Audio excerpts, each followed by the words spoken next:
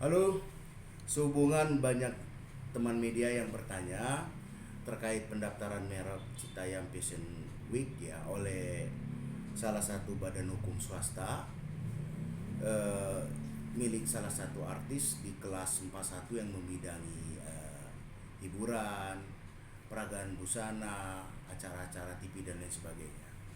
Dan karena kebetulan saya adalah konsultan kekayaan intelektual yang terdaftar di Direktorat Jenderal Kekayaan Intelektual Kementerian Hukum dan Asasi Manusia Republik Indonesia, juga kebetulan saya adalah advokat. Saya pikir pendaftaran tersebut rasanya kurang etis ya. Karena prinsip pendaftaran merek itu harus diajukan oleh pemohon yang beritikat baik, tidak mengganggu ketertiban umum dan lain sebagainya. Memang prinsipnya siapapun bisa mendaftarkan merek. Tapi perlu diketahui, pendaftaran merek itu bukan berarti merek tersebut akan diterima karena akan masuk ke beberapa proses ketentuan. Contohnya begini, setelah merek itu selesai didaftarkan, maka akan masuk kepada tahapan pemeriksaan formalitas. Nah, setelah tahapan formalitas itu selesai, maka akan masuk kepada tahapan pengumuman selama 2 bulan. Tahapan pengumuman ini adalah hak publik. Artinya selama masa pengumuman siapapun dapat mengajukan keberatan, tentu dengan melengkapi surat permohonan dan bukti-bukti hukum yang ada. Nah, setelah selesai tahapan pengumuman, maka akan masuk kepada tahapan pemeriksaan substantif selama 150 hari.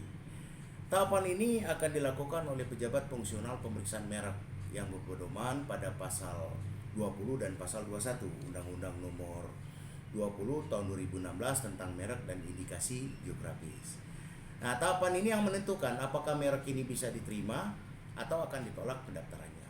Nah, banyak faktor-faktor merek itu tidak bisa diterima akan ditolak pendaftarannya. Jika merek tersebut bertentangan dengan ketertiban umum misalnya, atau norma-norma tertentu, atau merek tersebut diajukan oleh pemohon yang beretikat tidak baik, tentu akan ditolak. Saran saya, ajukanlah merek itu yang benar-benar orisinalitas, benar-benar kebaruan, benar-benar karya sendiri. Jangan mendaftarkan merek karena melihat sesuatu hal yang sudah besar terjadi. Citayam Fashion Week ini ya tidak jadi terkenal begitu saja. Tentu ada peran beberapa tokoh di dalamnya seperti katakanlah Roy, Bonge, dan JJ. Termasuk peran media yang sangat gencar mempromosikan wilayah Citayam Fashion Week. Dan perlu juga kita ketahui, wilayah Sudirman itu di mana Citayam Fashion Week itu dilakukan di Zebra Cross itu adalah wilayah publik ya, keterbukaan buat publik. Jadi sayanglah masa harus diklaim oleh seseorang. Kasihan dengan remaja-remaja di sana. Sekarang ini banyak sekali terjadi hal-hal yang positif yang lahir di sana. Merek itu kalau sudah didaftarkan dan diterima pendaftarannya, maka dia akan mendapat hak eksklusif yang diberikan oleh negara, seperti hak kepemilikan merek diperoleh setelah merek itu terdaftar, diatur di pasal 3 Undang-Undang Nomor 20 tahun 2016 tentang merek.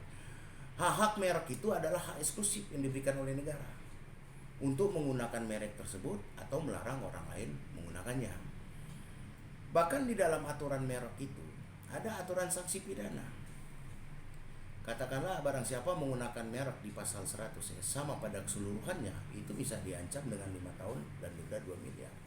Kan aneh, masa kita mendaftarkan satu hak yang bukan kita.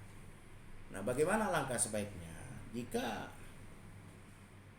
kita merasa salah, merek itu bisa dicabut. Namun prinsip pendaftaran merek itu first to file, siapa dulu mendaftarkan maka dialah pemiliknya. Namun belum tentu merek itu akan diterima pendaftarannya. Ini kan baru pengajuan permohonan. Nah, demikianlah dari saya, mudah-mudahan